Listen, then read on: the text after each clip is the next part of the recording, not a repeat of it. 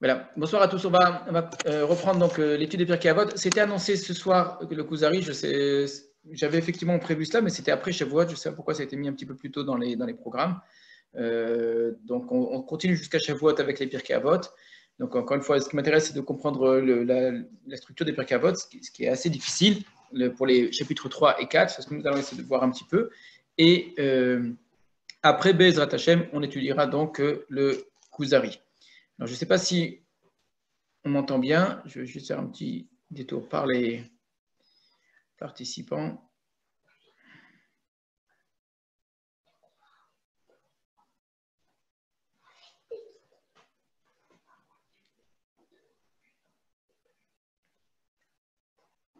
Voilà. Concernant les cours qui ont précédé, j'ai eu plusieurs remarques sur le fait que je faisais appel à des agadotes de la Gemara pour pouvoir essayer de comprendre les liens qui existent entre les différents Tanaïm. Effectivement, c'est extrêmement important. Ce que j'essaye de montrer, c'est que autant Pirkei Avot montre une chaîne, c'est-à-dire des liens qui unissent les différents Rachamim, ça on l'a souvent vu. Ce que j'essaie d'apporter en plus, c'est qu'il y a de manière sous-jacente également, non pas les liens, mais précisément les oppositions également. C'est ce qu'il faut aussi voir dans Pirkei Avot, c'est qu'est-ce qui unit un groupe de Rachamim entre eux, de manière linéaire ou dans une même génération, mais qu'est-ce qui oppose parfois certains Tanaïm et comment est-ce que les Pirkei Avot se font l'écho de ces dissensions, de ces oppositions, de ces guerres qui existaient parmi les Rachamim, à travers donc, la manière dont les Mishnayot sont disposés, à travers les enseignements qui sont choisis, etc. Donc pour cela, effectivement, il faut connaître un petit peu les Tanaïm. On n'a nulle part dans la Gemara elle-même un récit précis de tous les Tanaïm. On peut utiliser les Pirkei Avot au début du premier chapitre, on se fait une petite idée jusqu'à Hillel et Shammai, mais après c'est justement difficile, alors c'est ça qui nous intéresse. On a dans la Gemara, par contre, de manière complètement éparse, un très grand nombre d'agadotes, d'histoires, qui vont reprendre des petits récits, des petits épisodes de tel ou tel Tana, et parfois dans la Mishnah elle-même, on trouve pas mal d'éléments. Et donc, à partir de là, de manière beaucoup plus tardive, bien après la Gemara, certains ont essayé de composer des récits des Tanaïm, de ce que l'on sait, en reprenant tout ce qui est dit au sujet d'un Tana, et en essayant donc de faire ressortir une sorte de biographie, si on peut dire, c'est peut-être un grand mot, mais un ensemble d'éléments qui sont liés à son histoire. Et également, parfois, ce qui est effectivement très intéressant, pas simplement les éléments du récit donc de sa vie, mais également tout ce qui va toucher à la Shita, c'est-à-dire à sa position dans la halakha, sa position dans la pensée juive, son idée, à quelle école il appartient, en essayant de faire des liens que l'on peut retrouver. Personnellement, je trouve ça extrêmement intéressant parce que ça montre que ce que nous connaissons encore aujourd'hui, et quand je dis encore, en vérité, c'est ce qu'il faut justement remarquer, qu'on a des oppositions très fortes, très grandes entre différents courants à l'intérieur même du judaïsme, ça a toujours existé. On a ce sentiment que la Mishnah, c'est un ensemble de Chachamim qui discutent tous ensemble, qui vont tous dans le même sens, etc. La grandeur de cette époque, peut-être, effectivement, la différence de la nôtre, c'est qu'ils étaient peut-être capables de s'asseoir ensemble et de sortir une halakha commune, ce qui est malgré leurs discussions très fortes, très véhémentes parfois, malgré leur position idéologique extrêmement éloignée dans certains cas.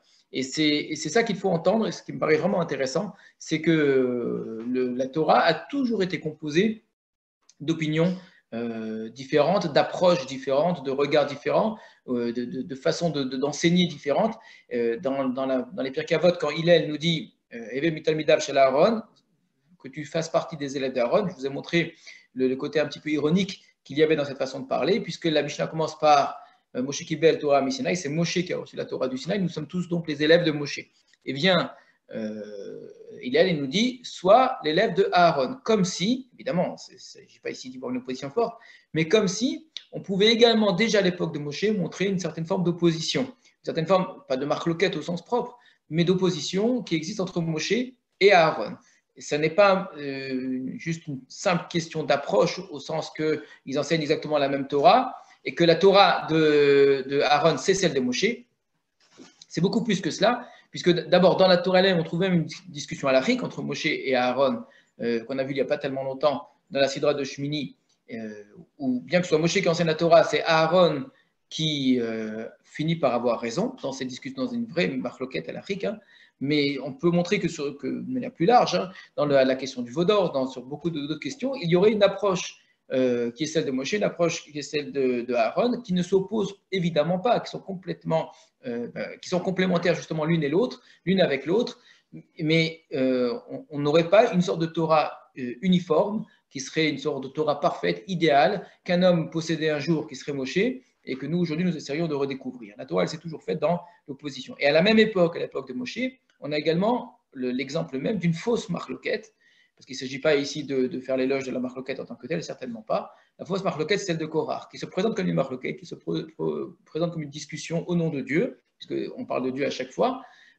qui est celui qui a été choisi par Dieu, qui va une marloquette avec des arguments, avec une logique, etc. Et pourtant, cette marloquette-là est complètement rejetée. Donc on voit que déjà à l'époque de Moshe Rabbeinu, première génération, je ne vais pas utiliser le terme de marloquette parce que c'est beaucoup trop fort, c'est pas une marloquette, les Shem Shamaïm, c'est peut-être entre Moshe et Aaron, mais il y a clairement des approches différentes entre Moshe et Aaron dans la relation au peuple, dans la relation à la Torah elle-même, dans la relation à Dieu, et l'Am Israël, il se construit avec ces différentes approches. On pourrait remonter encore beaucoup plus loin en vérité, lorsqu'on voit que Yaakov a plusieurs enfants, c'est justement l'idée qu'il n'y a pas une seule façon d'être. On ne va pas multiplier les tribus à chaque génération. Après les 12 tribus, on a eu 70 descendants. On ne va pas mettre 70 tribus, et puis ces 70 descendants sont aussi divisés, etc. Donc pourquoi est-ce qu'on s'arrête à 12 tribus et pourquoi est-ce qu'on ne remonte pas à Yaakov qui est Israël? Il y en a un, on est tous descendants de ce un, on n'a qu'à dire que nous sommes tous Israël. C'est bien pour montrer que ce un qui est celui de Yaakov, celui d'Israël, est un composé d'aspects vraiment différents, comme les pierres du Choshen, les couleurs du Choshen qui sont différentes et qui ensemble forment l'unité. Une unité qui s'obtient par l'union parfois des contraires, en tout cas, des aspects, des approches différentes. Donc, un exemple typique, évidemment, c'est Yosef et Yehuda, qui sont beaucoup plus qu'une simple question d'opposition entre Rachel et Léa elle-même, qui sont vraiment deux visions du monde, on pourrait clairement dire, deux visions que Jacob possédait lui à la fois, hein, de manière harmonieuse, et que ses enfants, eux, j'ai déjà utilisé cette expression-là quand on avait parlé de Chachamim, une sorte de diffraction de la lumière. Cette lumière blanche au départ, qui possède toutes les gammes de lumière, eh bien, elle se retrouve ici fragmentée en autant de fils de Yaakov, qui sont autant d'approches chacune, très différentes, parfois opposées, hein, l'une à l'autre, de la Torah et bien plus général de la vision du monde. Alors, pour comprendre cela, je le disais, on n'a pas dans la Gemara clairement une sorte de présentation de la Shita de Shammai, la Shita de Hillel, etc. etc. On entend bien assez facilement que Shammai est généralement plus rigoureux que Hillel, et la Gemara le dit, mais ça n'expliquera certainement pas toutes les Mishnayot. Et à plus forte raison pour tous les autres. Quelle différence il y aura entre un Rabban Gamliel et un Rabbi Eliezer, par exemple? Alors, comme la Mishnah ne le fait pas, on ne s'en rend pas toujours compte. Ce que je pense, et c'est déjà vrai pour le Tanakh, c'est que les textes de la Torah comme cette Mishnah s'adressent à des gens qui étudient, pas juste des gens qui lisent rapidement, et étudier, c'est-à-dire avoir en tête, synthétiser, analyser, essayer de voir ce qui est commun, donc, faire tout un travail qui doit suivre ensuite de recomposition d'une idée à partir des différents éléments.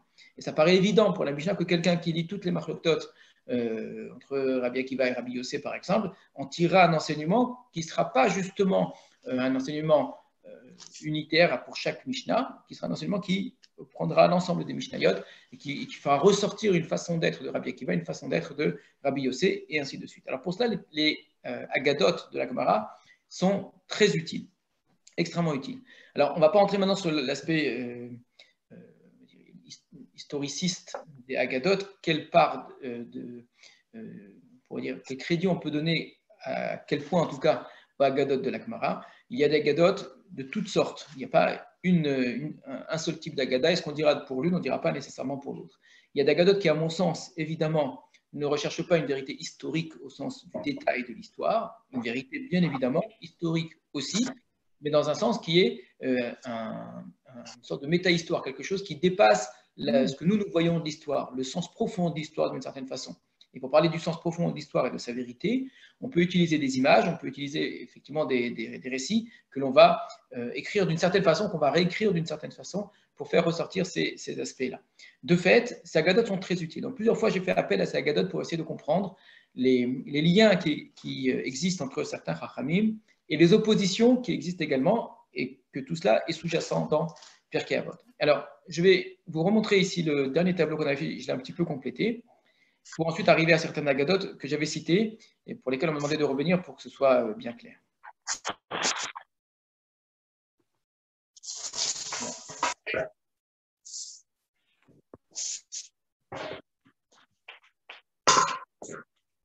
qui est intéressant, c'est à partir de là, vous verrez que c'est un peu plus complet que le tableau précédent. J'ai rajouté deux moments historiques très importants qui sont la destruction du Beth Amikdash et la révolte de Bar Korba, deux événements qui vont jouer un rôle très important dans l'histoire juive, bien évidemment, mais nous concernant particulièrement dans l'étude de la Torah, dans la transmission de la Torah et dans ce que ça va impliquer, justement, dans la position que va prendre tel ou tel maître dans la transmission. La destruction du Beth Amikdash va chambouler un petit peu ce qui existait jusqu'à présent, et la révolte de Bar Korba aussi, puisque les Chachamim vont être plus encore qu'à l'époque de la destruction du Beth Amikdash, en première position sur cette question-là, avec une opposition entre eux, une opposition politique concernant la révolte de Bar Korba. Donc on retrouve ici, Hillel et Shammai ont eu, donc il y a eu deux lignées d'une certaine façon, celle des enfants de Hillel, mais qui en même temps, donc des descendants de Hillel qui vont être en même temps les Nissim, et celle de Rabban Yochanan ben Zakkai.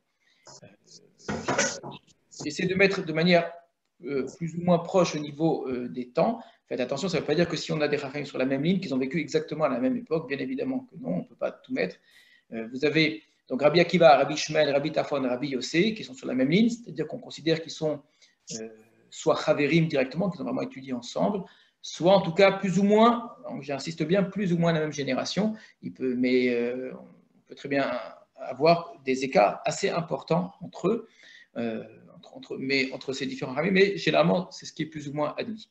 Alors, ce qui est important là-dedans, c'est cette division qui se crée d'une certaine façon entre, d'une part, la lignée qui est celle des Nessim et la lignée qui est celle des Chachamim, du côté de Rabban Yochanan ben Zakkai. Généralement, cette distinction-là, vous ne la trouvez pas ni dans les Mishnayot, ni dans les Gemarot, ni dans les Haggadot, ni dans beaucoup de livres qui racontent l'histoire des Chachamim. Vous ne trouvez pas à ce point-là. Ce qui m'a permis de le faire, ce n'est que la structure de Pirkei Avot qui me semble faire ressortir clairement cette distinction-là. À partir de là, donc, on a Hillel et Shammai qui vont avoir deux types d'élèves, les descendants, Rabban Gamliel, etc., et Rabban Yochanan ben Zakkai. Je vous ai dit, c'est pas quelque chose de très important. Rabban Yochanan ben Zakkai est devenu Nassi parce que Shimon, vous voyez ici, Shimon, le fils de Gamliel, ça paraît tardif, et pourtant c'est vraiment la même génération. Rabban Yochanan ben Zakkai était déjà âgé. Shimon était probablement bien plus jeune que lui, mais Shimon, le fils de Rabban Gamliel, était Nassi à ce moment-là. Et il a vécu à l'époque de la destruction du Beth Amikdash, et semble-t-il, il a été tué par les Romains. Donc, je reprends ici. Shimon, le fils de Rabban Gamliel, donc l'arrière-fils de Hillel, a vécu donc, à l'époque du Beth Amikdash, et il est mort probablement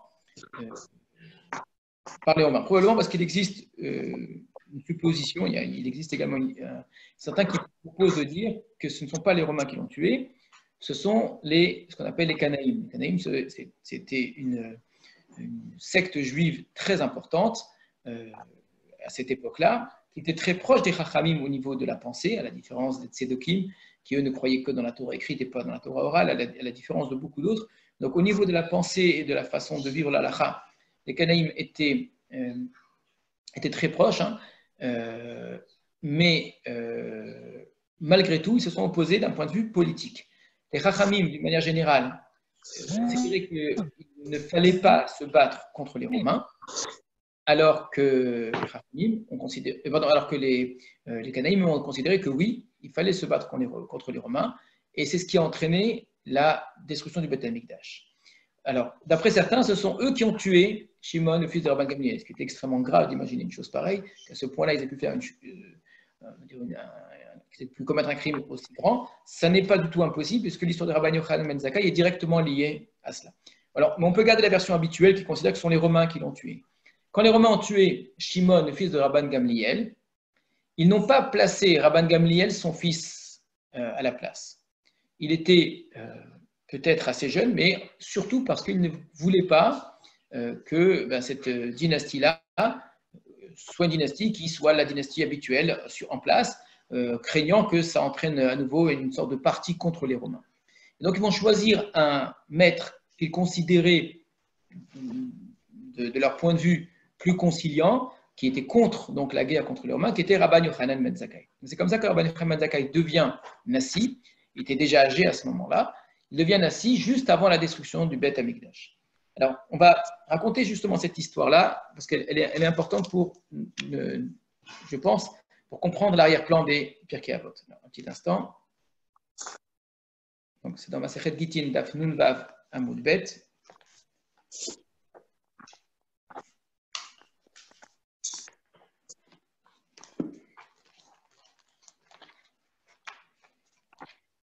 Je vous la lis directement en français, ce sera plus simple.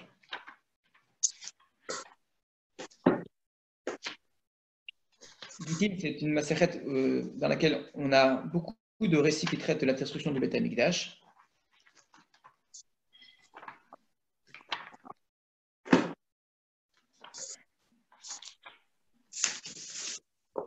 C'est Gittin 56, et pour ceux qui ont un texte, donc les Agadotes en français. Donc c'est la fameuse histoire qui commence par c'est à cause de Kamsa et Bar Kamsa que le Beth Amikdash a été détruit. Donc on va raconter toutes les Agadotes qui traitent de la destruction du Beth Amikdash. Alors je vous lis le texte. Donc puis ce fut le tour de Vespasien, parce qu'il y a eu d'autres généraux qui ont été envoyés par les Romains pour détruire le Beth Amikdash. Et ça ne s'est pas produit. Donc finalement c'est Vespasien qui est venu, qui assiège à Jérusalem pendant 3 ans. Je vais aller un peu vite sur les aspects qui ne nous concernent pas directement. Il y avait dans la ville 3 hommes riches, Nicodème Ben Gurion, Ben Kalbasaboua et Ben Tzitzit Kesset. Alors, on va nous expliquer pourquoi ils avaient des noms pareils, tout ça pour montrer leur très grande richesse. Donc, chacun a dit qu'il allait permettre à ce que le siège de Jérusalem tienne très longtemps, parce que chacun avait de quoi, soit en bois, soit en farine, soit en huile, de quoi faire tenir le siège très, très longuement. Mais malheureusement, ça ne va pas se passer comme ça.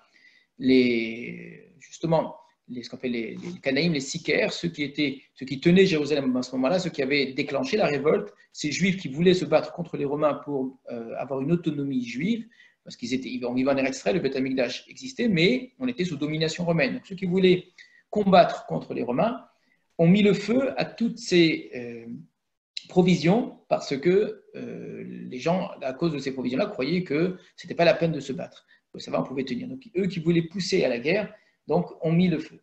On montre ici à quel point nous sommes nous-mêmes responsables de nos malheurs. La Gada veut vraiment nous montrer cela à différents niveaux. On ne pourra pas dire que c'est plus l'un que l'autre. Il y a beaucoup de personnes dans des positions très différentes dans la société qui ont joué le mauvais rôle, qui n'ont pas agi comme il fallait, qui ont entraîné donc la destruction du Beth Amikdash. Alors, la Gemara raconte beaucoup d'autres choses au milieu. Et donc, on arrive à Basikra. Abba Sikra, le chef donc des Sicaires. Abba, ça veut dire le père, le chef. Sikra, des Sicaires. Sicaires, c'est ceux qui portent le couteau. Donc, c'était des rebelles. Était le fils de la sœur de Rabban Yochanan ben Zakkai. Donc, c'était le neveu de Rabban Yochanan ben Zakkai. Celui dont on parle ici, je vous ai dit, qui est devenu Nassi, parce que les Romains l'ont placé pour remplacer Rabban Shimon, qui était assassiné. Eh bien, donc, le Rabban Yochanan ben Zakkai lui fit parvenir un message par lequel il demandait de venir secrètement le voir. Donc, il lui demande à discuter pour la suite des événements qui, après Rabban Yochanan ben Zakkai, vont très mal tourner.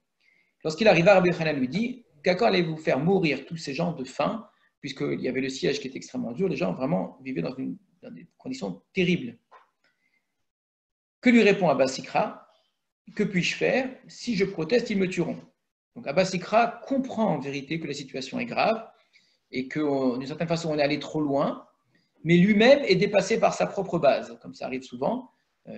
Ceux que lui a entraînés sont aujourd'hui plus extrémistes que lui. Et si lui maintenant leur dit eh bien, il faut qu'on rende les armes, qu'on se rende aux Romains, ils vont le tuer. Donc il ne peut rien faire. Alors Rabbi Yochanan va lui dire, trouve un moyen pour que je puisse sortir de la ville. Peut-être y a-t-il quelque chose à tenter. Donc on ne pouvait pas sortir de la ville, pas parce que les Romains interdisaient l'entrée de la ville, parce que les Sicaires, donc ces Canaïm-là, les Juifs, interdisaient de sortir de la ville pour que les gens soient obligés de se battre contre les Romains. Et même Rabban Yochanan ben Zakkai, qui était leur maître à tous, n'avait pas la possibilité d'avoir une autorisation de sortie. Ni même d'ailleurs Abba Sikra, leur propre chef. Le chef de ces Sicaires-là, ne pouvait pas de trouver un moyen de faire sortir Rabban Yochanan ben Zakkai. Alors, il va lui donner un conseil. Et le conseil ici est extrêmement important, par le moyen qui va être utilisé pour sortir de la ville, mais également au niveau symbolique, pour ce qu'il représente.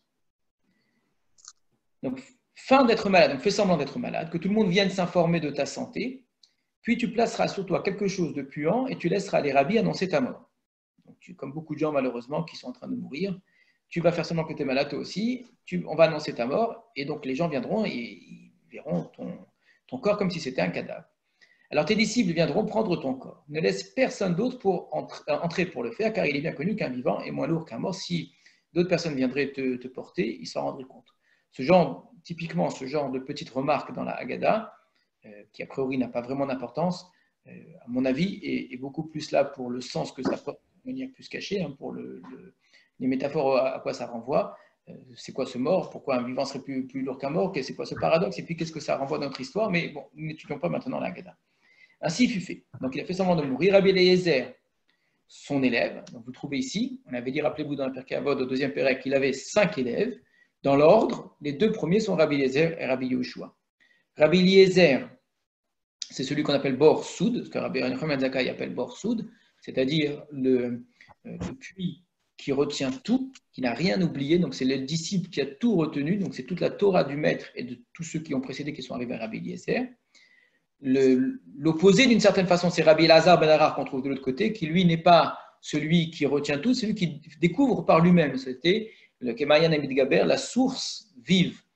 Mais là, ce ne sont pas ces deux-là, ce sont les 2 premiers qu'on retrouve très souvent ensemble dans la Gemara en discussion, Rabbi Eliezer et Rabbi Yehoshua. Ce qui oppose Rabbi Eliezer et Rabbi Yehoshua, ça va être 2 approches différentes de la Torah, bien qu'ils soient les élèves de Rabbi Yochanan ben Zakkai. Rabbi Eliezer et Rabbi Yehoshua, ce qui les oppose également, c'est leur histoire personnelle.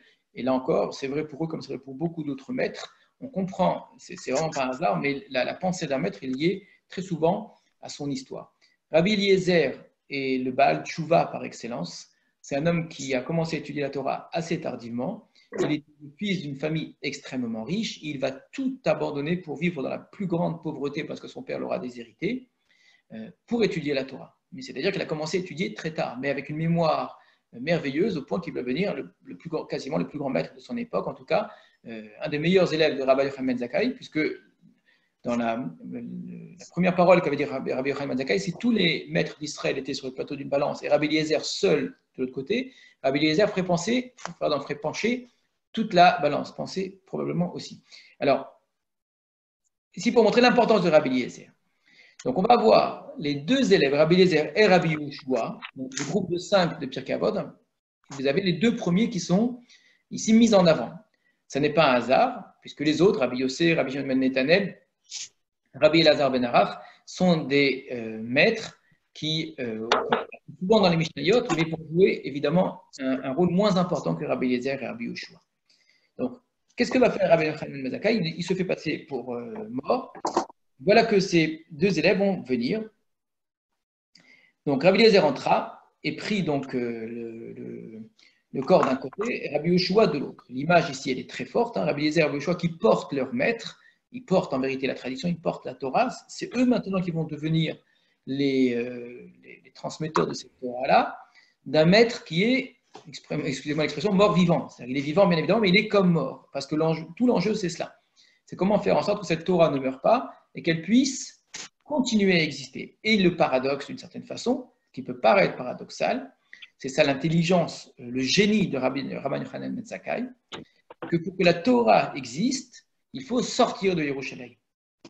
Et que la Torah à Yerushalayim, c'est un corps mort. C'est quelque chose qui est très difficile à comprendre. Quand je dis Yerushalayim, vous comprenez bien, il ne s'agit pas ici simplement d'une capitale politique, c'est essentiellement l'endroit du Beth Amikdash. Que là où se trouve le Beth Amikdash, la Torah est morte dans ces conditions-là. ce n'est pas quelque chose qui est normal, ce n'est pas naturel, c'est triste, c'est malheureux d'en arriver à cela. Mais on en était arrivé à cela. Or, c'est tellement difficile de le comprendre, puisque normalement, il n'y a pas de meilleur endroit pour la Torah que Yerushalayim, que le Beth Amikdash, que Mitzion, etc. Et c'est là que ça devrait être. Mais la grandeur d'un maître, la grandeur de nos Névim, de nos prophètes, justement, c'est d'être capable de voir ce que personne ne voit. Et pourquoi les gens ne voient pas en général quelque chose, ne comprennent pas un changement historique, pourquoi ils n'en ont pas conscience? Parce qu'on est habitué à porter un regard, à avoir certaines considérations sur le monde qui datent de 10, 20, 30 ans, 40 ans, 50 ans, parfois beaucoup plus en arrière. On continue à porter un regard qui est celui qu'on a reçu étant jeune, qui lui-même venait d'un regard plus ancien. Se rendre compte que les choses ont changé et que ce qui était vrai hier devient faux aujourd'hui et devient même parfois le contraire, c'est très difficile. La grandeur d'un maître, c'est cela. C'est pour ça qu'il a été très difficile d'imaginer que le Beth Amikdash allait être détruit, par exemple à l'époque des prophètes. Comme à cette époque, il était très difficile de comprendre que le Beth Amikdash allait être détruit, puisque le Beth Amikdash, c'est le lieu d'Akadosh Baruch Hu, puisque ça représente une chose tellement belle, ben, si c'est beau, ça doit tenir. Se dire tout cela, ça va être détruit, et que si je reste là, et si la Torah reste là, la Torah va mourir, c'est toute la grandeur, tout le génie de Rabbeinu Hanan ben Zakkai, et c'est le choix qu'il va faire. Donc l'image de ce corps mort qui en fait est vivant, c'est vraiment cela. Et qui sont ceux qui vont jouer le rôle du passage pour les générations à venir? C'est Rabbi Yezer et Rabbi Yoshua. C'est très facile à retenir les noms Rabbi Yezer et Rabbi Yoshua, puisque vous allez me dire il faudra retenir autre chose, c'est vrai, mais c'est peut-être plus facile de retenir l'autre, puisque j'ose pas dire que c'est un hasard, ça me paraît même trop fort pour être un hasard. On a Rabbi Yezer et Rabbi Yoshua qui sont les noms des deux suivants de Moshe Rabbeinu. Le fils de Moshe s'appelle Eliezer, l'élève de Moshe, c'est Yehoshua. C'est intéressant de remarquer cela, c'est que vous avez deux façons de suivre Moshe, une façon pour la famille, une façon qui est par la pensée, par le disciple. Donc vous avez et le disciple et le fils de Moshe Rabbeinu, ici Rabbi Eliezer et Rabbi Yehoshua, qui sont là pour le coup les deux disciples de Rabbi Yochanan ben Zakkai. Vous aurez un rapport de Rabbi Eliezer à Moshe, à une Torah qui est idéale, qui est très fort, et un rapport de Rabbi Yehoshua à une Torah qui est plus terre à terre, qui sera également mise en avant. On verra dans une autre Agada. Donc on reprend notre histoire. Rabbi Yochanan ben Zakkai se fait porter par Rabbi Eliezer et Rabbi Yehoshua comme s'il était mort. Lorsqu'ils arrivèrent aux portes de la ville, les gardes voulurent transpercer le corps, mais à Basikra, heureusement, donc le chef des rebelles, leur a dit: les Romains vont penser qu'on a transpercé notre rabbi. Les gardes voulurent alors lui donner un coup, donc le pousser quand même. Les Romains vont penser qu'on a maltraité notre rabbi s'ils voient qu'il a le corps qui est abîmé. Donc ça ne se fait pas. Observa à Basikra. Les portes furent donc ouvertes et c'est ainsi que Rabbi Yochanan sortit. Donc c'est grâce au chef des Sicaires, donc grâce à cette collaboration entre le chef des Sicaires et Rabbi Yochanan ben Zakkai, que Rabbi Yochanan ben Zakkai va pouvoir sortir. Il sort, et là encore, on va voir un petit récit assez intéressant, composé de plusieurs parties, avec Vespasien, que nous n'allons pas étudier, où Rabbi Yochanan ben Zakkai va annoncer à Vespasien qu'en fait, il va devenir, qu'il est devenu empereur, sans même que lui ne soit au courant.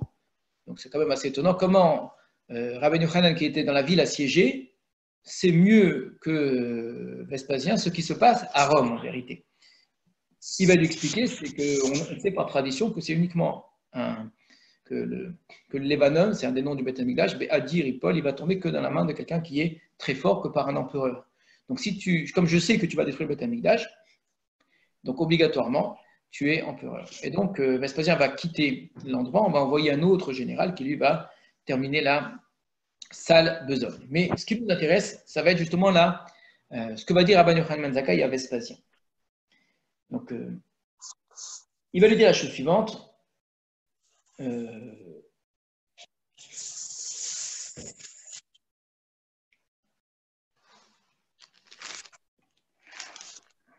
Donc, il lui dit: salut à toi, roi. Salut à toi, roi. Alors, il lui répond: tu es doublement passible de mort. Donc, c'est Vespasien qui répond à Rabbi Yochanan ben Zakkai: tu es doublement passible de mort. D'abord, parce que tu m'appelles roi, alors que je ne le suis pas. Et ensuite, parce qu'en admettant que je le sois, tu aurais dû venir me voir plus tôt. Donc, étant donné qu'il y a un empereur, il y a César, tu ne peux pas m'appeler roi. On lui répond: tu dis que tu n'es pas roi, Et moi, j'affirme que tu en es un. Si tu n'étais pas un souverain, Jérusalem n'aurait pas été livrée entre tes mains.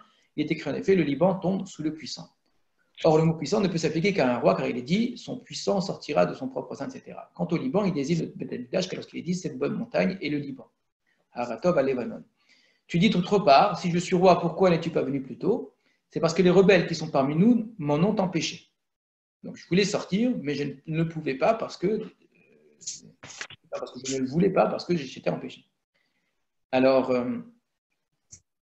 Vespasien lui dit, si l'on voit un serpent rouler autour d'une jarre de miel, ne serait-il pas normal de briser la jarre pour tuer le serpent? Rabbi Yochanan resta silencieux. Donc, il lui dit,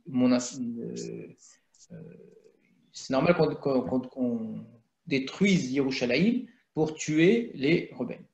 Rabbi Yosef cite à ce propos, je fais reculer les sages, je tourne leur science en folie. Rabbi Yosef, c'est-à-dire des années plus tard, va considérer que c'était une erreur de Rabbi Yochanan ben Zakkai d'être resté silencieux en lui disant qu'il y avait un moyen d'éviter la destruction de Beth Amikdash et de Yerushalayim. En effet, Rabbi Yochanan aurait dû répondre à Vespasien qu'il faudrait saisir le serpent au moyen de tenaille et le tuer pour cela briser la jarre. Alors, c'est une petite insertion dans l'histoire. Donc, dans cette histoire, on a Rabbi Yochanan ben Zakkai qui considère que Yerushalayim va être détruite, c'est sûr et certain. Il n'y a pas d'autre solution, et donc il vaut mieux, à cause de la destruction de Yerushalayim, sauver ce qu'on peut sauver. Alors que des années plus tard, il va y avoir une position ici qui est donnée sous le nom de Rabbi Yosef, qui considère, après coup, que Rabbi Yochanan ben Zakkai aurait pu empêcher la destruction de Beth Amikdash. Donc, c'est lui faire porter à l'inverse, donc, une responsabilité très grande, en disant qu'on aurait pu discuter avec Vespasien, si déjà Vespasien était prêt à écouter Rabbi Yochanan ben Zakkai, pour essayer de prendre les sicaires sans détruire le Beth Amikdash.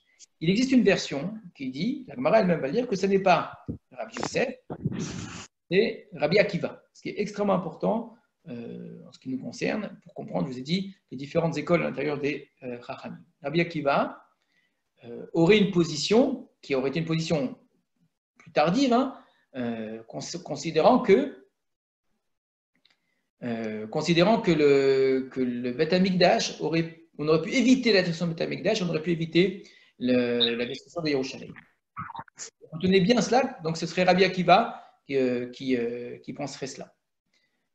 Alors, pourquoi est-ce qu'il y aurait une erreur, en tout cas deux versions entre Akiva et Yosef? On sait que le vrai nom de Rabbi Akiva, c'est Rabbi Akiva ben Yosef.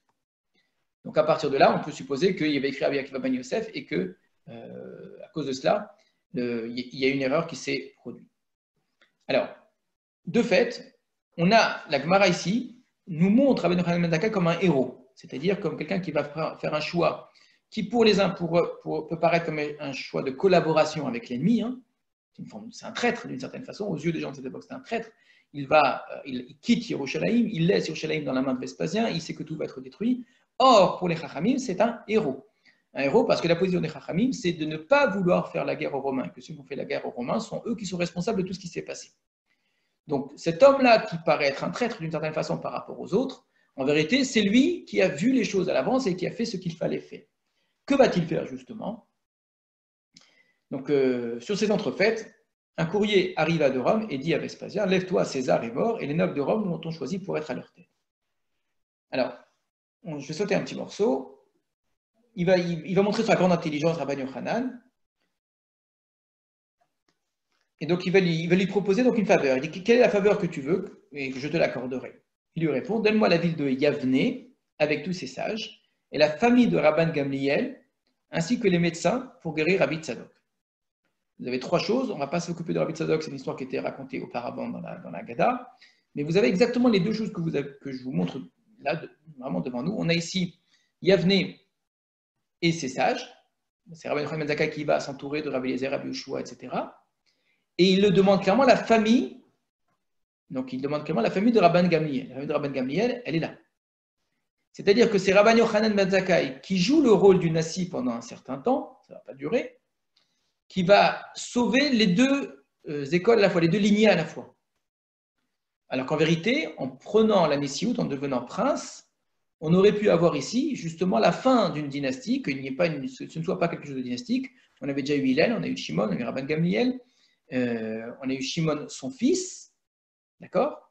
Et avec Shimon, son fils, il a été assassiné, et donc on passe à Rabbi Yochanan ben Zakkai. Rabbi Yochanan ben Zakkai a des élèves, Rabbi Eliezer, Rabbi Yoshua, et bien il aurait pu transmettre maintenant la Nessiout à ses élèves et que justement la dynastie s'arrête. Alors ce qu'il va faire, c'est que non, il va demander à ce que la famille de Rabban Gamliel, c'est celui que vous voyez là en gris, celui dont jamais les Pirkei Avot ne parlent et qui pourtant joue un rôle très très très important parmi les sages, parce que ce que je vous dis, il y a eu une sorte d'occultation de Rabban Gamliel volontaire dans les Pirkei Avot. Rabban Yochanan ben Zakkai, c'est lui qui sauve cette dynastie-là, et c'est lui qui va sauver Yavne et tous les Chachamim. Donc tout ce qu'on a ici, ça va être le fruit de Rabban Yochanan ben Zakkai qui va permettre à ce qu'on ait ces deux lignées à la fois.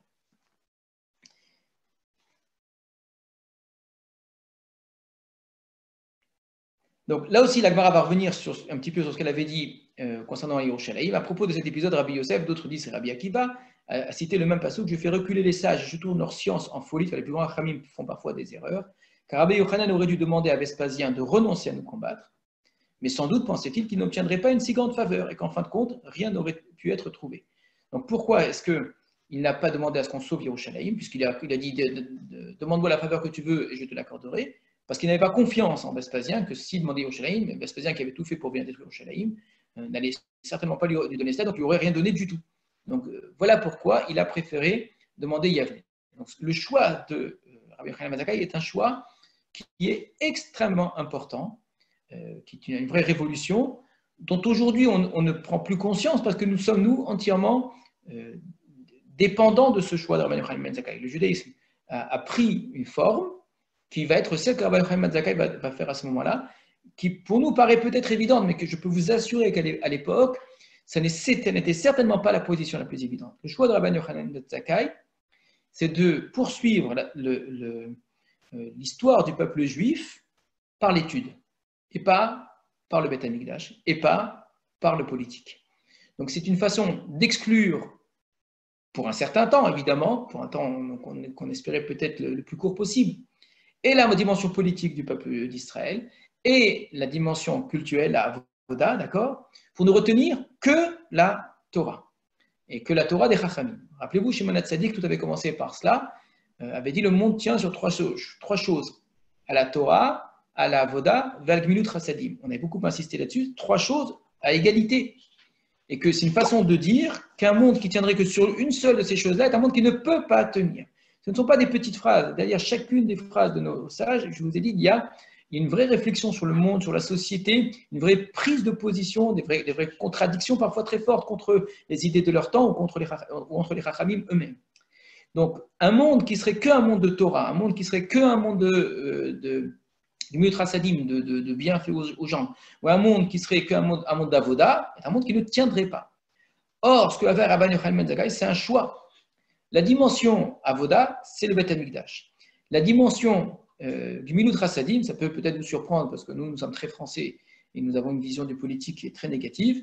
Or, la raison, en tout cas une des raisons importantes du politique, c'est Gmilut Chassadim. C'est le Derech Eretz, c'est-à-dire de permettre à une société de fonctionner. Et donc le rôle de l'État, c'est de faire en sorte que les gens puissent vivre les uns avec les autres, et c'est une forme de vrai chesed, cela.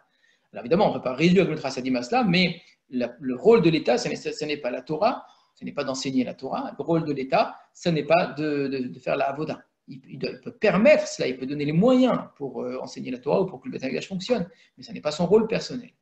Eh bien, vient Rabban Yochanan ben Zakkai, il va préférer se priver de ces deux rôles-là très importants pour ne retenir que la Torah. La position des autres est exactement la position contraire.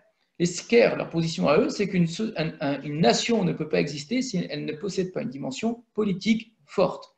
Ils n'imaginaient pas. Ils ont été prêts à se battre contre les Romains parce qu'ils se disaient on ne peut pas vivre en tant que peuple si nous n'avons pas notre propre autonomie. Un peuple doit avoir une autonomie.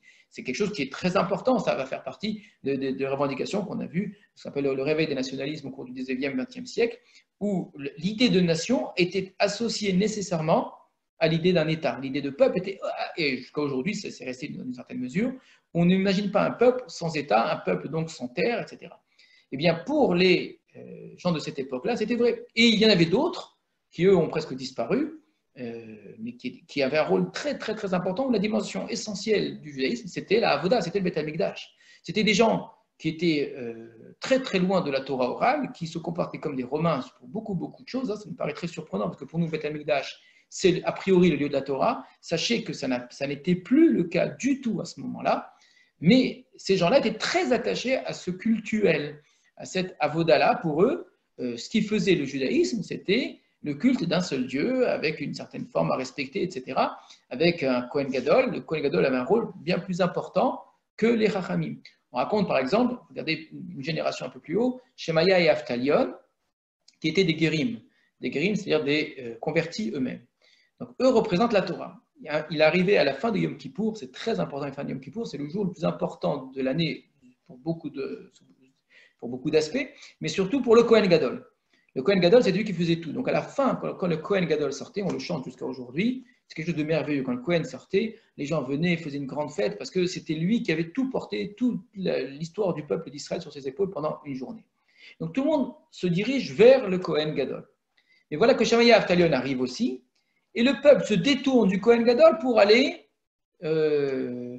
saluer et rendre les honneurs à Shemaya Avtalion. Et le Kohen Gadol s'est senti évidemment humilié par cela. La réponse a été très dure le concernant, c'est qu'il vaut mieux même un mamzer qui est Talmid Chacham qu'un Kohen Gadol qui est Ama Haaretz. Alors nous, on est habitués à ce langage-là parce que nous venons d'une histoire qui est celle où ce choix a été fait, ce choix très fort, très courageux, qui n'avait rien d'évident, qui est celui de l'étude de la Torah plutôt que la dimension nationale ou plutôt que la dimension cultuelle. Vous pourrez comprendre beaucoup de choses dans le rapport du judaïsme au christianisme en réfléchissant à cela, par exemple. C'était des choix qui existaient à l'intérieur même du peuple juif, mais des choix qui n'ont pas du tout été évidents au moment où ils ont été pris.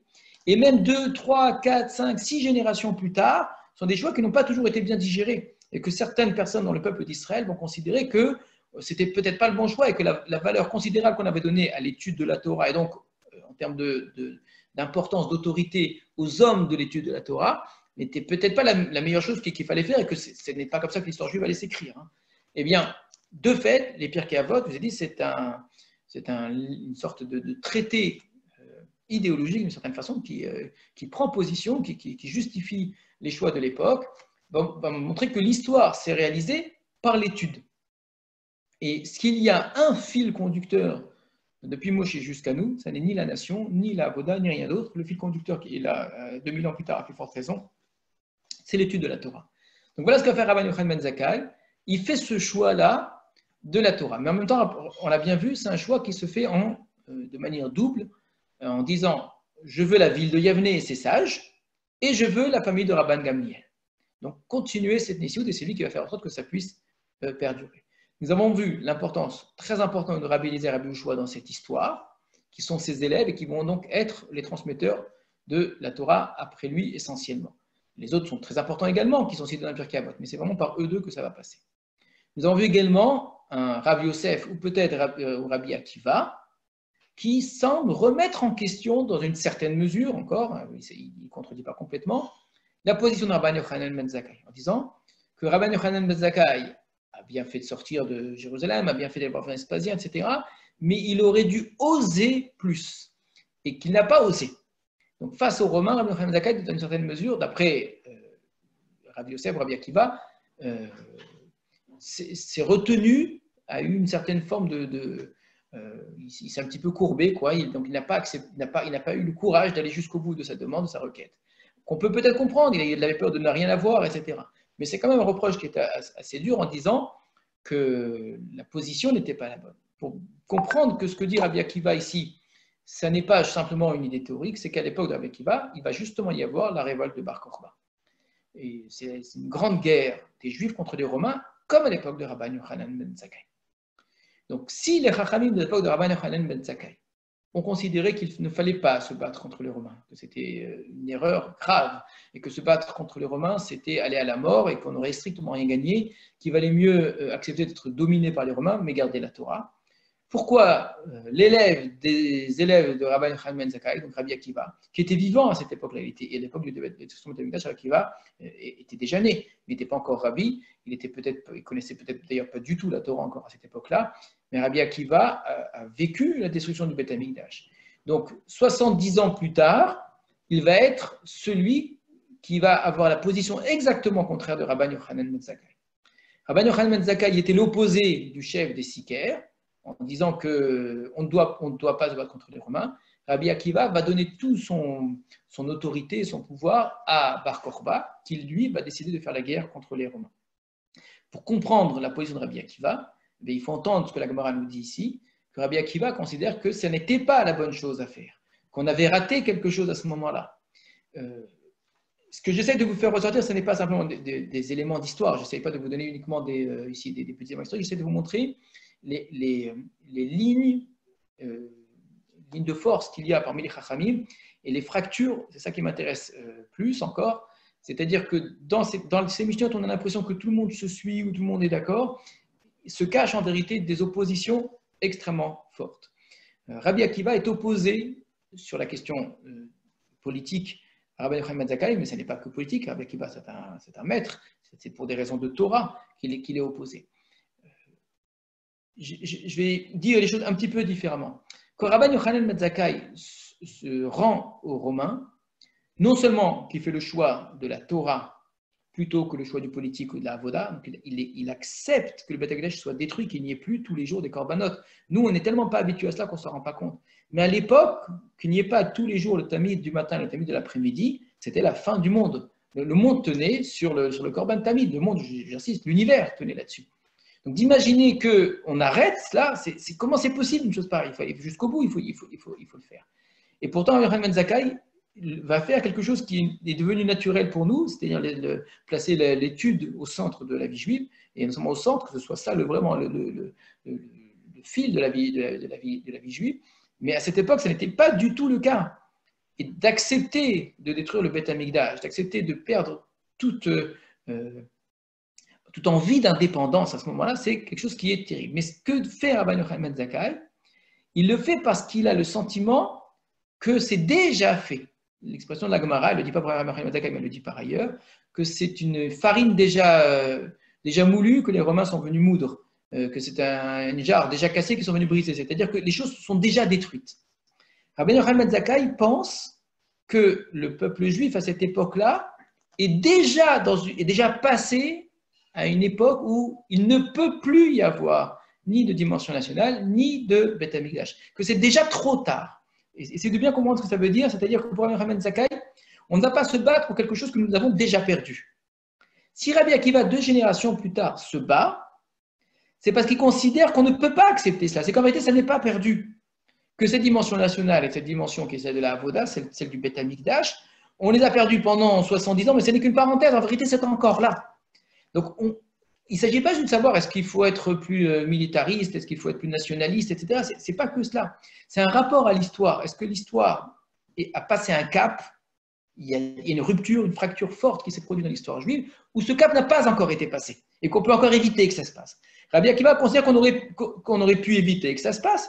Et puisqu'on aurait pu éviter que ça se passe, si le Beth Amikdash a été détruit, c'est une erreur. Et donc en vérité, on peut encore le reconstruire.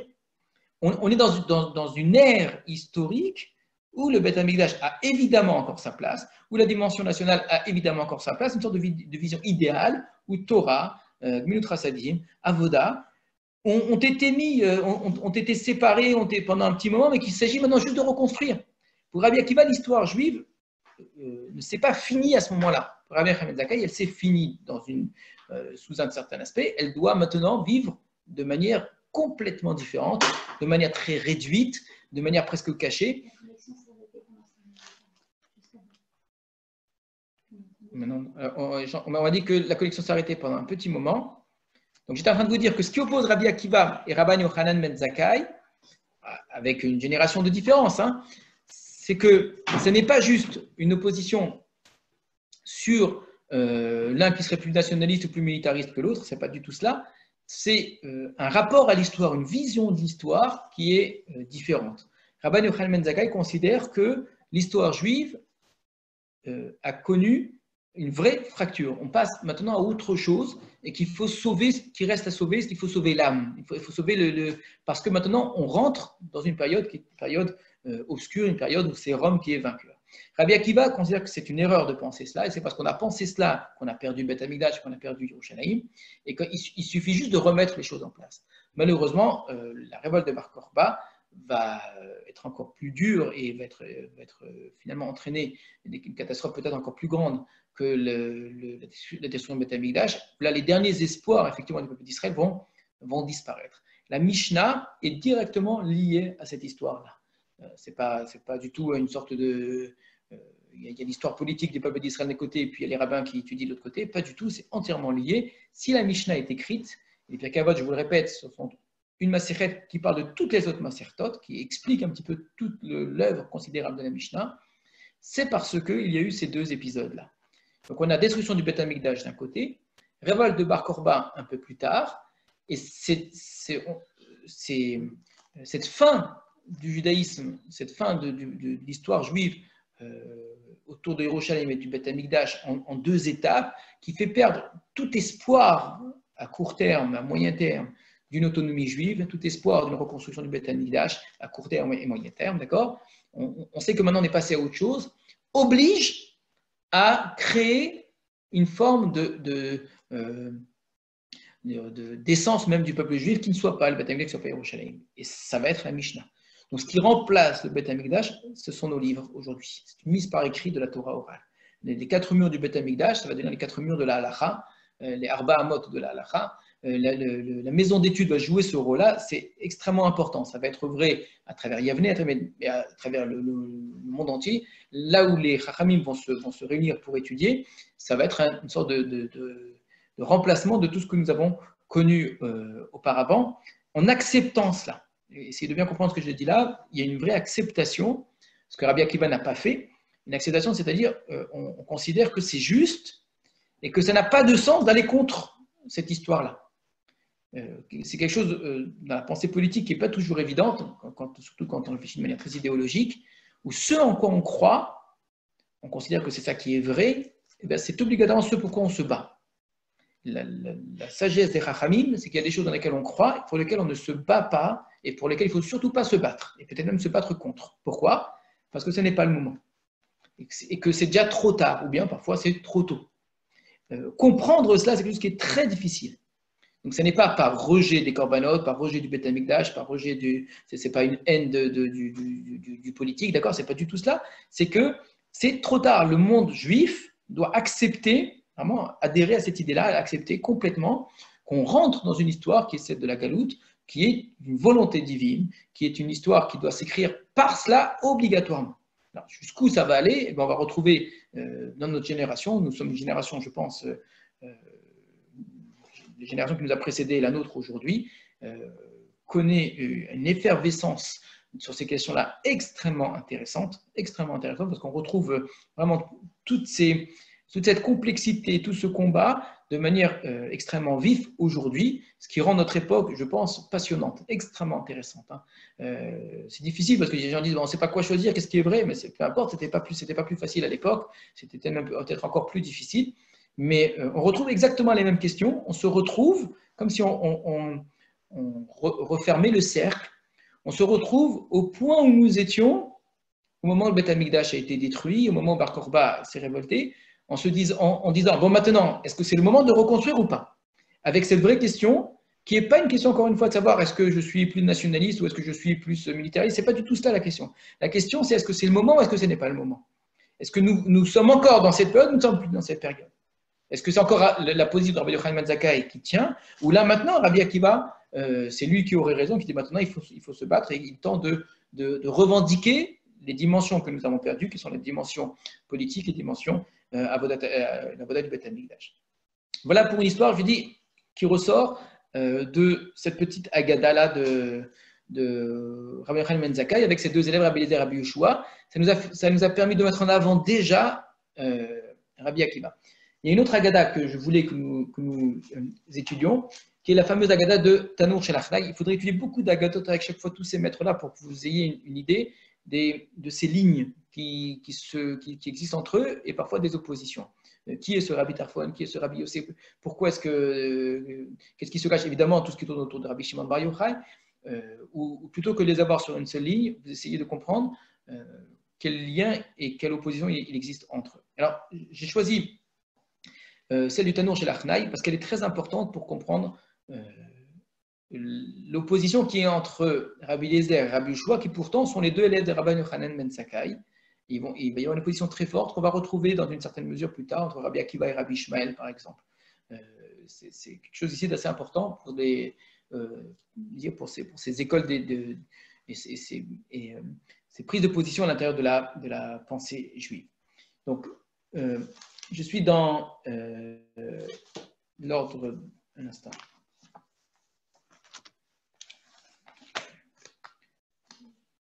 Hérovine, je crois que c'est, si je ne me trompe pas,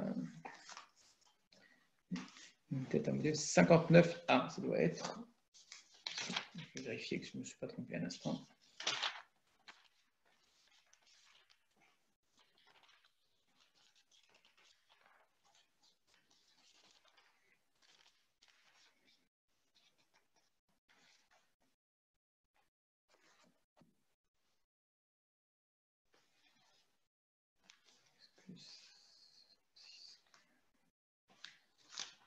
J'ai dû faire une erreur, excusez-moi, sur un tout petit instant, je vérifie.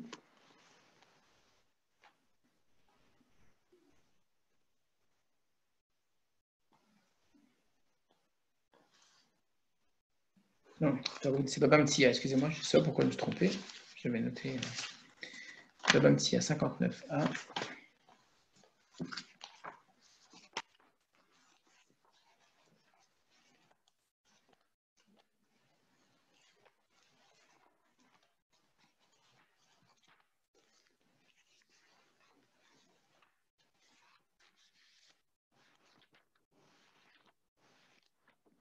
C'est une histoire extrêmement connue qui nous présente donc deux élèves de Rabbi Yochanan ben Zakkai, mais cette fois-ci en Marloquette. Et c'est très souvent d'ailleurs, très souvent les deux sont en Marloquette, Rabbi Eliezer et Rabbi Yoshua.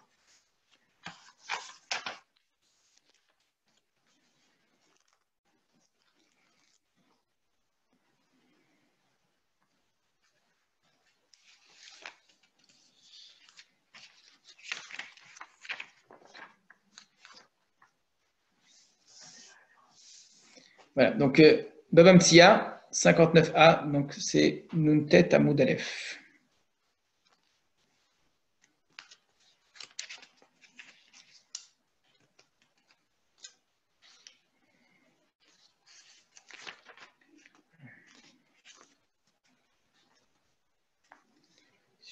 J'espère que cette fois-ci j'ai bien trouvé un instant.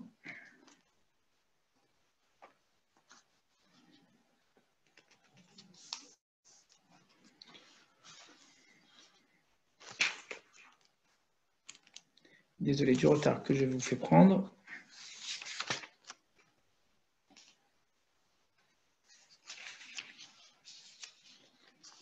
Si j'ai pris la Gemara dans les mains, ça aurait été plus facile. Je cherche en français, je ne m'en sors pas. 59. Non, voilà, c'est 59B, voilà, c'est ce que je pouvais chercher longtemps. C'est juste après. Alors, on nous enseigne qu'un four fabriqué, si on traduit en tuiles découpées, je préfère une autre explication.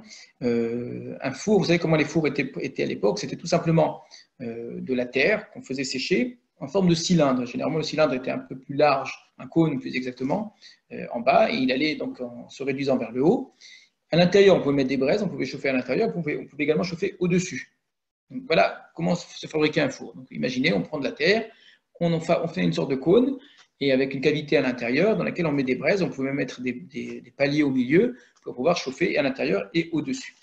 La particularité de ce four-là, c'est que c'est un four composé de plusieurs parties. Au lieu de prendre de la terre et d'en faire un seul four, imaginez-vous qu'on prenne des anneaux de terre et qu'on pose les anneaux, donc des anneaux du plus grand au plus petit, comme un jeu d'enfant, si vous voulez, comme il y a des jeux comme ça, on empile les uns sur les autres, et vous empilez les différents anneaux les uns sur les autres. Donc ça vous fait là aussi un four en terre, la même chose. Mais ce n'est pas un four fabriqué en une seule fois, c'est un four fabriqué en posant, je dis comme un jeu de construction, différents anneaux. Qu'est-ce que ça change en termes de question de Toum'a? C'est très important. La terre est quelque chose qui n'est pas Mekabel Toum'a. Pour qu'un objet en terre soit Mekabel Toum'a, il faut qu'il ait ce qu'on appelle un bet kiboul, qui soit un réceptacle. Donc, la particularité ici de ce four, c'est qu'il est en terre. Donc, normalement, la terre, c'est pas Mekabel Toum'a. Il a un bet kiboul, donc il forme un réceptacle, mais en vérité, il ne forme un bet kiboul pas que parce que vous associez tous les éléments. C'est-à-dire, si vous considérez, c'est une vraie question de philosophie là, est-ce que on va considérer un objet en fonction de l'ensemble de ces éléments? Donc, est-ce que c'est l'ensemble qui prévaut sur les éléments, ou à l'inverse, est-ce que j'observe les éléments et que l'ensemble n'est que quelque chose qui est la conséquence des éléments, ce sont les éléments qui prévalent? Donc, c'est une question qu'on peut poser dans plein de domaines. Hein. Ça va jusque dans jusqu'aux sciences physiques et dans plein de domaines. Le rapport d'un ensemble composé de différents éléments où les éléments forment quelque chose qui prend un nouveau nom d'une certaine façon, un système, et le rapport aux éléments eux-mêmes. Alors, dans quelle mesure? Eh bien, ça va aller plus dans un sens que dans l'autre. Si je considère que du moment que les choses sont associées dans une fonction commune, donc il y a l'idée qu'il y a derrière ici, pour la notion de Toum'a, l'idée joue un rôle très important. Si je considère que c'est la fonction qui justifie l'empilement de tout cela qui va en faire un objet, alors c'est un objet qui est Mekabel Toum'a. Si je considère que je regarde la réalité de sa fabrication, je regarde chaque élément séparé, ben, chaque élément lui-même n'est pas Mekabel Toum'a, donc je les mets les uns sur les autres, ben, ce n'est pas Mekabel Toum'a non plus. D'accord? Voilà ici pour expliquer très rapidement les deux positions. Alors, donc on les a liés avec du sable un petit peu pour que ça tienne, et on va dire ce four-là n'est pas soumis aux règles de la Touma, il ne peut pas devenir tamé. Telle est l'opinion de Rabbi Eliezer. Rabbi Eliezer, je dis, le premier des élèves de Rabban Yochanan ben Zakkai. Mais les autres sages, donc tous les autres Chachamim, pensent le contraire. Pensent, eux, qu'au contraire, il est Mekabel Touma. Donc, comme par hasard, et ça ce sera vrai, je pense, pour toutes les agadotes, il y a beaucoup d'agadotes qui possèdent un élément de halakha, c'est-à-dire une machloquette de halakha. Vous remarquerez que le récit agadique est lié à la halakha elle-même. Pas lié simplement parce que ça a entraîné, c'est-à-dire que vous pouvez lire la problématique halachique comme étant la même problématique que la partie agada. Or, c'est exactement le cas ici, puisque vous avez Rabbi Eliezer seul, unique, qui privilégie l'élément, la partie unique. Il y a plusieurs éléments, mais chaque élément est à prendre à part, et que chacun, disons, a sa valeur propre, qu'on ne peut pas dissoudre par rapport à l'ensemble. Ce que vont dire les Chachamim, eux tous ensemble, c'est que c'est l'ensemble qui va donner sens, finalement, à la chose. Et donc, si on applique la logique du four, maintenant, aux Chachamim eux-mêmes, Rabbi Eliezer va dire, on ne peut pas dissoudre des individualités, alors que les Chachamim vont dire, pas du tout. Ce qui compte, c'est ce que nous faisons, nous tous ensemble, nous les Chachamim en même temps. Donc, c'est ce qu'on appelle donc le four du serpent. Pourquoi? Parce que les rabbins ont entouré le four d'arguments comme un serpent en cercle insuffisant. Ils ont tourné autour sans arrêt, etc. Et on peut dire également que la forme du four fait penser à un serpent qui est enroulé sur lui-même. Dit Rabbi Yehuda au nom de Shmuel. Il nous enseigne que Rabbi Eliezer présenta toutes les réfutations possibles aux arguments des Chachamim. Donc Rabbi Eliezer, tout seul, contre tout le monde, va apporter un très grand nombre d'arguments logiques ou de textes pour dire qu'il a raison. Mais ils n'ont retenu aucun de ces arguments. Alors, il passe à autre chose, il va dire, si ma décision doit prévaloir, que ce caroubier le prouve, leur dit Rabbi Eliezer. Le caroubier, c'est un arbre. Donc là, la Gada va passer à une dimension fantastique. C'est ce que je disais tout à l'heure, quelle valeur historique il faut accorder à cette chose, c'est strictement rien. Ce qui est important ici, c'est ce que les Chachamim veulent faire entendre par cette histoire. Le Rabbi Eliezer, on l'a vu, est celui qui privilégie l'individualité. C'est déjà une chose très importante. Qui considère qu'on ne peut pas dissoudre un élément dans un ensemble. Ça, c'est une première chose. Deuxième chose pour Rabbi Eliezer, c'est quelqu'un qui va considérer que dans le monde de la halakha, dans le monde de la Torah des hommes, eh bien, le monde de la Torah des hommes peut être en relation, peut être fertilisé d'une certaine façon, peut être relié à une Torah, à un rapport à la Torah, à une pensée sur la Torah qui est extérieure aux hommes. Donc c'est le caroubier qui va faire un miracle extraordinaire, qui va se déplacer de 100 coudées. Alors les Chachamim vont dire on ne prouve rien à partir d'un caroubier. Alors que ce courant, l'eau qui coule, le prouve. L'eau va aller en arrière. Alors que les murs de cette maison d'études le prouvent. Et les murs donc vont se pencher. Évidemment, il y en a 3 épisodes. Chacun de ces épisodes est à comprendre. C'est une métaphore de quoi à chaque fois. Et jusqu'au moment où, donc on avait Rabbi Eliezer seul contre tout le monde. Ben on va avoir une autre individualité en face de lui qui va s'opposer, mais c'est à l'inverse de la sienne, qui elle va représenter tous les autres. C'est Rabbi Yoshua. Donc Rabbi Yoshua, lui, va se lever contre les murs qui risquent de tomber. Et il va dire, si les disciples des sages, si les Talmidei Chachamim se disputent à propos de la halakha, en quoi ça vous concerne? De quoi vous vous mêlez, vous, les murs de la maison d'études? Donc les murs ne s'écroulèrent pas par respect pour Rabbi Yoshua, mais ils ne se redressèrent pas non plus par respect pour Rabbi Eliezer. Donc c'est très important cette idée-là. On donne raison à personne, on donne tort à personne. Et les murs penchés, ce compromis-là, c'est le compromis de la halakha, fait qu'on tient compte toujours de ces deux positions. Il n'y en a aucune qui est rejetée. Et que la suite de l'histoire de la Torah, et cette histoire-là, ce récit de cette Agadala est là pour nous expliquer comment la Torah passe de génération en génération, et là pour nous expliquer en quoi ce conflit doit être maintenu. On est dans une position qui reste toujours une position qui est peut-être pas très à l'aise, hein, mais c'est une position qui est nécessaire. Le Beth Midrash, la maison d'études, pour qu'elle continue à être une maison d'études, elle est toujours à cheval, on dirait nous aujourd'hui, elle est toujours entre les deux. Entre une position qui est celle de Rabbi Yoshua et une position qui est celle de Rabbi Eliezer. Si on est entièrement Rabbi Yoshua, entièrement Rabbi Eliezer, ça ne peut pas tenir. Et donc, finalement, Hachem, une voix céleste va retentir en disant « Mais qu'est-ce que vous en voulez à Rabbi Eliezer ?» Alors, ça c'est l'histoire bien connue. Ce qu'on raconte moins, mais c'est toujours la même histoire, juste qu'elle n'est pas terminée, il faut aller jusqu'au bout, c'est que ça s'est très mal terminé, cette affaire-là. Et quand je vous dis qu'on a des conflits entre les Chachamim, c'est vraiment ce qui va se passer jusqu'à l'exclusion de Rabbi Eliezer. Alors, on dit que ce jour-là, on apportait la liste de tout ce que Rabbi Eliezer avait déclaré pur et qu'on la brûla. Donc, on a brûlé tout ce que lui il avait dit qui était pur, ce qu'il avait rendu pur, ce four-là. Donc, on a considéré qu'il a tort dans la halakha. Donc, tout ce que lui a rendu pur, c'est peut-être tamé. Il va se mettre à brûler toutes ces choses-là, parce que ces choses qui sont tméim, mais maintenant, elles peuvent entamer d'autres. Puis, on l'excommunia par un vote unanime. Incroyable que tout le monde se mette d'accord pour rejeter Rabbi Eliezer. Il a été mis en chérem. C'est extrêmement grave. Mais il fallait lui annoncer. Alors, qui est-ce qui va aller lui annoncer? Regardez comment notre schéma ici est très important. Je répète que ce schéma est directement tiré de la manière dont les Pirkei Avot sont écrits. Puisque dans les Pirkei Avot, je ne vous ai pas expliqué Rabbi Tarfon et Rabbi Yossé, nous ne l'avons pas vu, mais nous avons Rabbi Akiva et Rabbi Ishmael qui apparaissent dans le troisième Pérec, à la suite de, en vérité, Rabbi Yochanan ben Zakkai et de ses élèves. Qui va annoncer à Rabbi Eliezer qu'il a été excommunié? Alors, certainement pas envoyer Rabbi Yoshua, puisque Rabbi Yoshua est son contradicteur. Et donc, on va dire, j'irai moi, c'est qui dit ça? C'est Rabbi Akiva. Il pourrait détruire le monde entier si n'importe qui allait lui transmettre un tel message. C'est extrêmement important comme Agada, parce qu'elle va nous montrer qu'il existe un lien très fort entre Rabbi Eliezer et Rabbi Akiva. S'il y a une seule personne qui peut aller lui annoncer sans qu'il détruise le monde entier en apprenant cela, c'est Rabbi Akiva. Ce qui veut dire que, d'une manière générale, beaucoup des Chachamim vont être les élèves de Rabbi Yoshua, de Rabbi Yochanan ben Zakkai, bien évidemment par la suite, mais Rabbi Akiva a ce site particulier qu'il est lié à Rabbi Eliezer beaucoup plus que les autres ne le sont.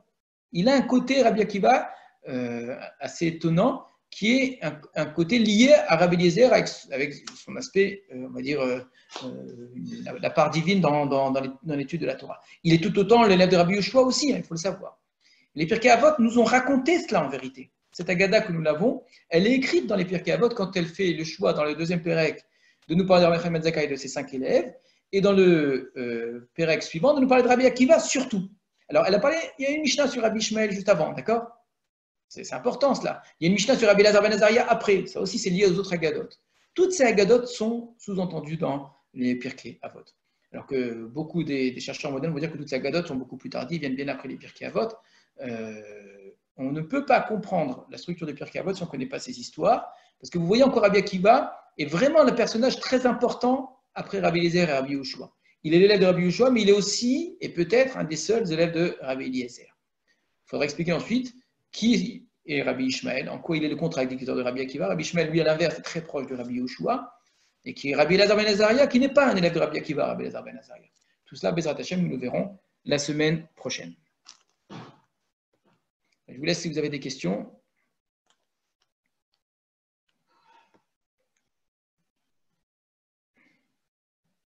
Il suffit juste de remettre le micro si vous avez envie.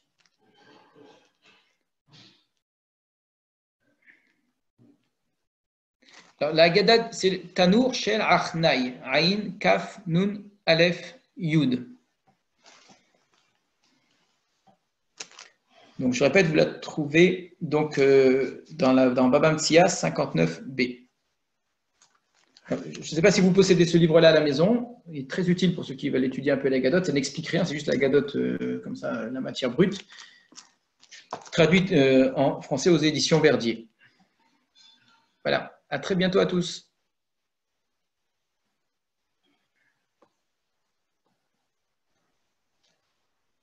Merci, c'était Au revoir. très intéressant. Au revoir.